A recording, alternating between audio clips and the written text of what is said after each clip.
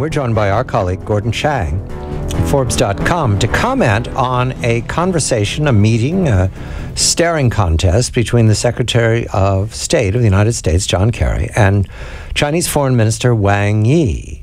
This is over the South China Sea and the presumption by the Chinese to build islands and turn them into military outposts, Paracel Spratlys.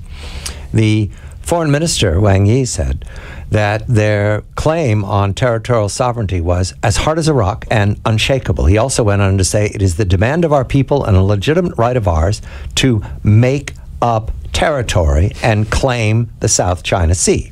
That's my interpretation. Gordon, a very good evening to you. All of a sudden, John Kerry, representing his president, is confronting the Chinese over something that we have watched happen for the last several years. Why now, Gordon? Good evening to you. Good evening, John, and good evening, Thaddeus. It's difficult to say why now, but clearly over the last year and a half or so, there has really been a buildup of opinion in Washington and in other capitals really concerned about China's trajectory.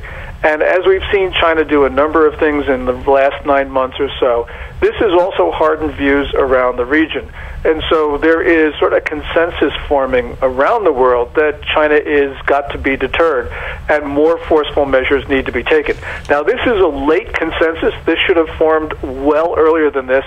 But nonetheless, I think opinion is moving in the right direction, understanding how difficult it is to change China and that China is not going to fulfill the hopes of the optimists.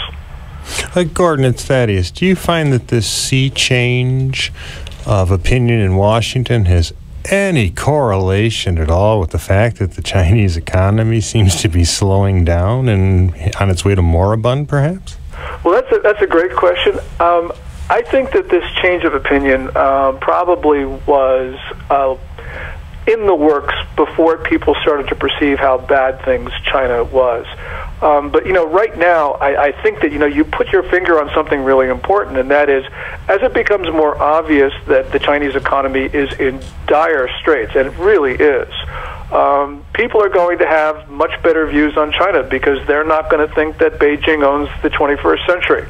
And so it's important, I think, it's going to change opinions. It's going to really, I think, solidify the consensus that is occurring, and people are not going to salute Beijing anymore. Gordon, jaw, better than war. Right now, John Kerry is jawing. Are the Chinese going to call his bluff?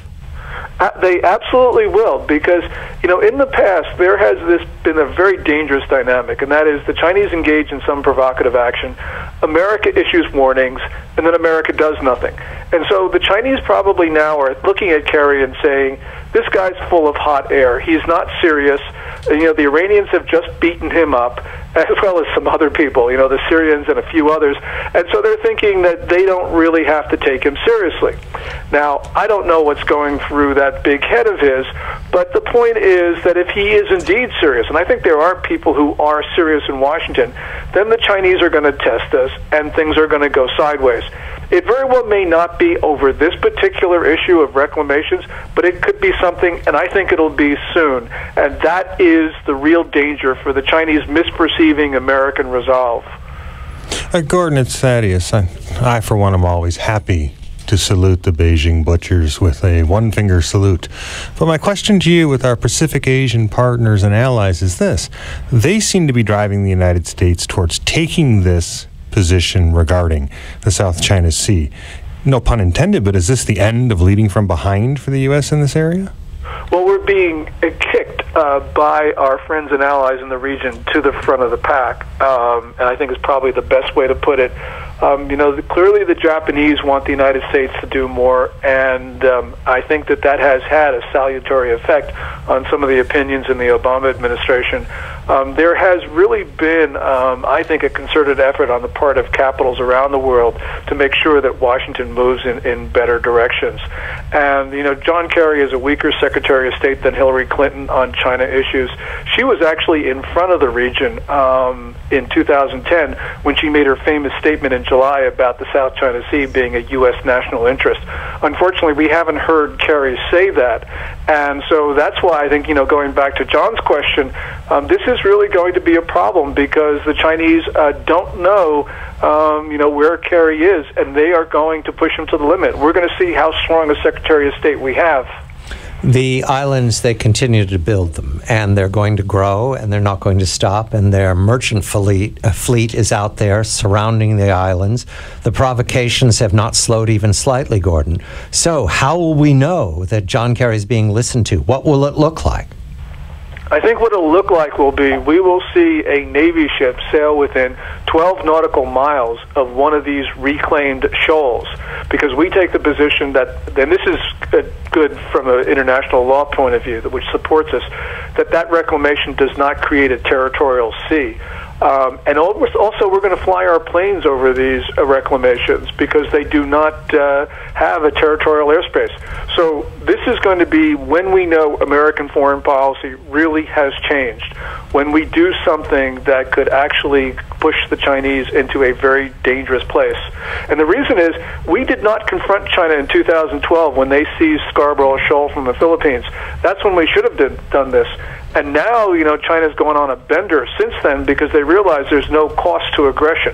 So, this is the 1930s dynamic played out in a different part of the world, but probably with consequences that very well may be no less severe. Thaddeus, I use you as an arbiter here because Gordon and I talk about this regularly, and I don't have perspective.